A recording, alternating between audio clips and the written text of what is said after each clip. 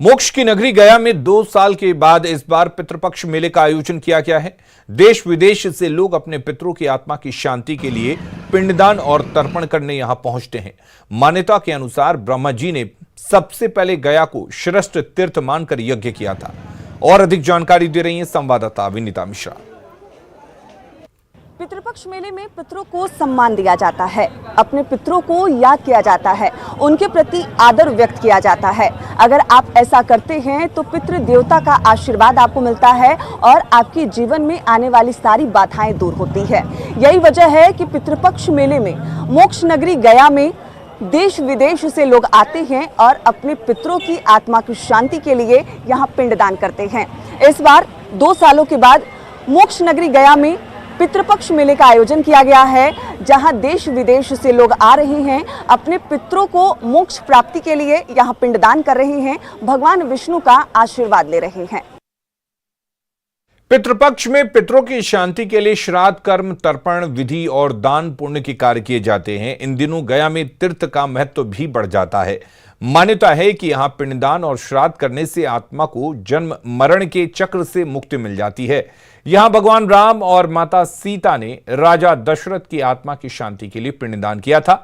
संवाददाता विनीता मिश्रा की यह रिपोर्ट देखिए। मोक्ष की प्राप्ति के लिए, पिंडदान के लिए और अपने पितरों को तर्पण के लिए गया शहर को सबसे पवित्र माना गया है। यहाँ पे अपने पितरों का पिंडदान और तर्पण करने से उन्हें मुक्ति मिलती है। यही वजह है कि दूर दराज से लोग यहाँ आते हैं और अपने पितरों का पिंडदान करते हैं। पौराणिक कथाओं की अगर बात करें तो भगवान श्री राम भी अपने परिवार के साथ राजा दशरथ का पिंडदान करने गया जी आए थे और यहाँ पे माता सीता ने रेत का पिंड बनाकर राजा दशरथ का पिंडदान किया था। गया में विष्णुपद मंदिर के पास फल्गु नदी है। कहते हैं कि फल्गु नदी के जल से पिंडदान और तर्पण करने का विशेष महत्व होता है। पहले जब देश विदेश से लोग यहां आते थे तो पिंडदान करने फल्गु नदी में जल नहीं पाते थे और जल नहीं होने के कारण उन्हें असुविधा होती थी। लेकिन इस बार रबर डैम बन जाने से उन्हें पानी की समस्या नहीं हो रही है। इस बार आप गया आएंगे तो आपको परेशानी नहीं होगी, क्योंकि जो लोग भी अपने पितरों की आत्मा की शांति के लिए गया में पिंडदान करने आते थे वो फल्गु में जल नहीं होने से परेशान होते थे।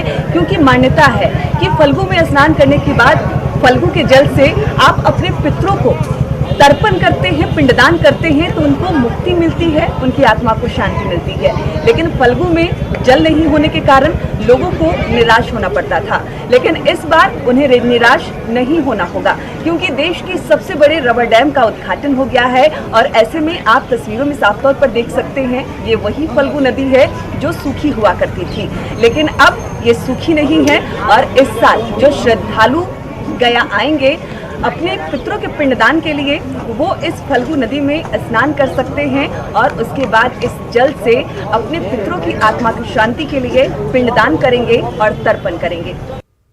गया में पितरों का श्राद्ध तर्पण करने से व्यक्ति पितृ ऋण से मुक्त हो जाता है, क्योंकि भगवान विष्णु स्वयं पितृ देवता के रूप में गया में निवास करते हैं।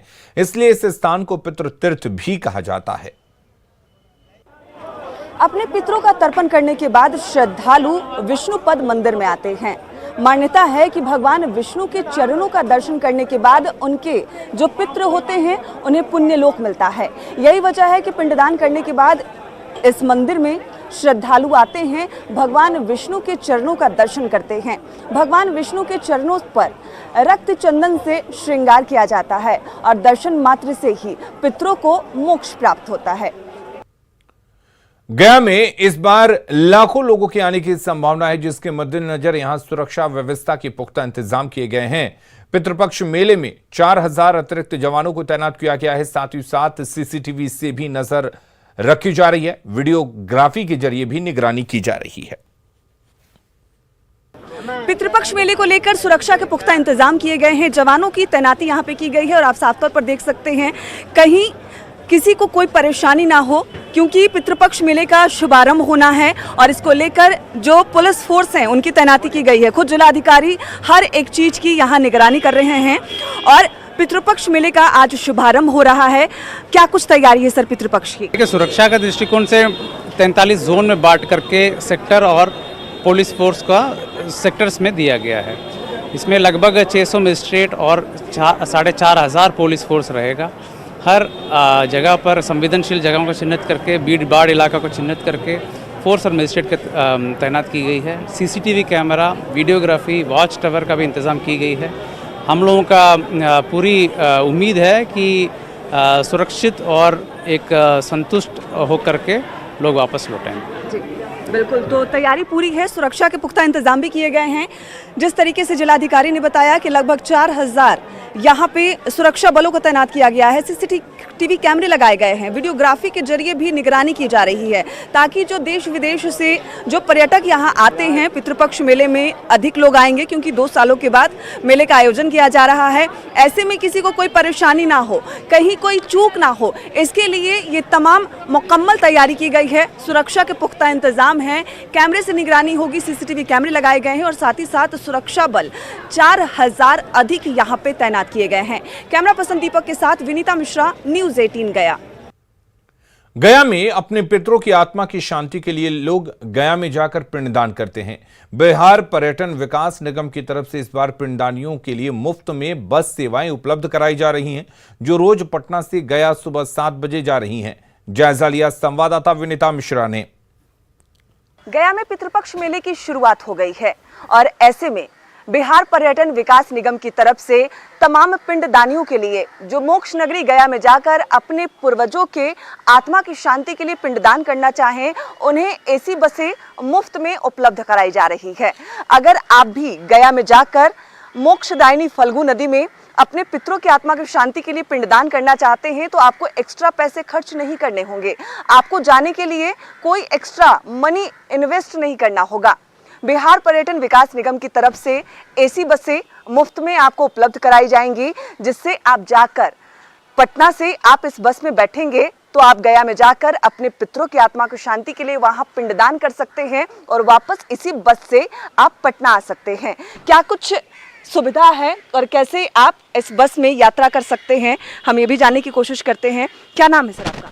राजेश कुमार सिंह। कोई पिंडदानी अगर आते हैं यहाँ पे गया में जाकर उनको पिंडदान करना होगा तो कैसे उन्हें मुफ्त बस सेवाएं मिल पाएंगी?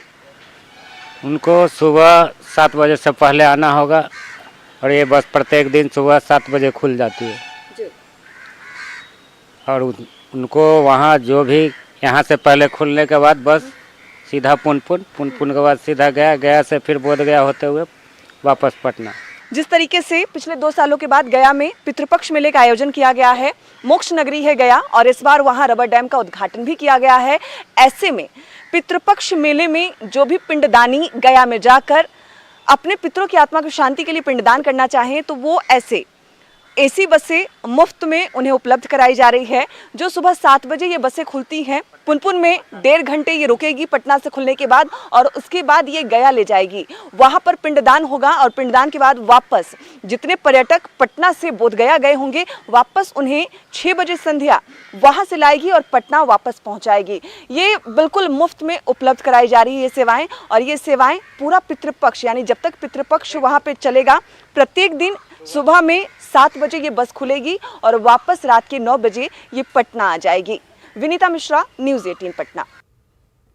पितृपक्ष पखवाड़ा को लेकर गया में पिंडदानियों की काफी भीड़ उमड़ी। फल्गु नदी के देवघाट पर पिंडदानियों ने पिंडदान किया। तीर्थ यात्रियों के लिए प्रशासन ने भी सुरक्षा के पुख्ता इंतजाम किए। ये रिपोर्ट देखिए।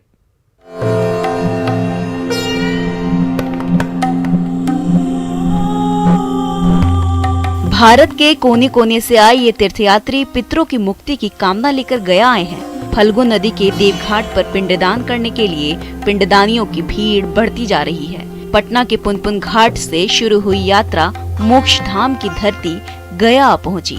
ये तीर्थयात्री फल्गु नदी में स्नान करेंगे और खीर से बने पिंड का दान करेंगे। आज जो है फल्गु और विष्णुपद का पिंड है, जिसमें कि फल्गु का महत्व ज़्यादा है और आज प्रथम दिन है। आज यहाँ पंडा जी का पांव पूजा होता है और उन्हीं के आज्ञा से यहाँ जो भी यात्री हैं गया श्राद्ध करते हैं। पहली बार राजस्थान से आए भागवत प्रसाद का मानना है कि यहाँ पिंडदान करने से पितृदोष खत्म होता है। यहाँ पूर्वजों की शांति के लिए पूजा की जाती है। गया के बारे में यही सुना था कि यहाँ पे जो है मतलब पूरा भगवान जी का पूजन किया जाता है और पितृदोष किया जाता है। पहली बार आए हैं। फल्गु नदी में 1 लाख से भी ज्यादा पिंडदानी पिंडदान कर रहे हैं। देवघाट पर प्रशासन की ओर से पंडाल के साथ पेयजल और शौचालय की व्यवस्था की गई है। अच्छी सुविधा मिलने से यात्री भी खुश हैं। पुण्य की धरती है, मोक्ष की धरती है। व्यवस्था कैसा लगा? जिला प्रशासन की बढ़िया व्यवस्था है, बिहार सरकार का बढ़िया कोऑपरेशन है, अच्छी व्यवस्था है। और यहाँ की जो व्यवस्था देखकर भी काफ़ी खुश नज़र आ रहा है। खुश होना भी चाहिए, चूँकि जिला प्रशासन के द्वारा इस बार जो है काफ़ी अच्छी व्यवस्था की गई है। तीर्थयात्रियों के लिए पंडाल बनाया गया है, शौचालय, पेयजल व्यवस्था, जो भी व्यवस्था होनी चाहिए वो पूरी तरह से जिला प्रशासन और सरकार के द्वारा किया गया है। एलन लिली, न्यूज़ 18 गया। और खबरें लगातार जारी हैं। आप बने रहिए न्यूज़ 18 बिहार झारखंड के साथ। इस न्यूज हेडलाइंस के प्रायोजक पेट सफा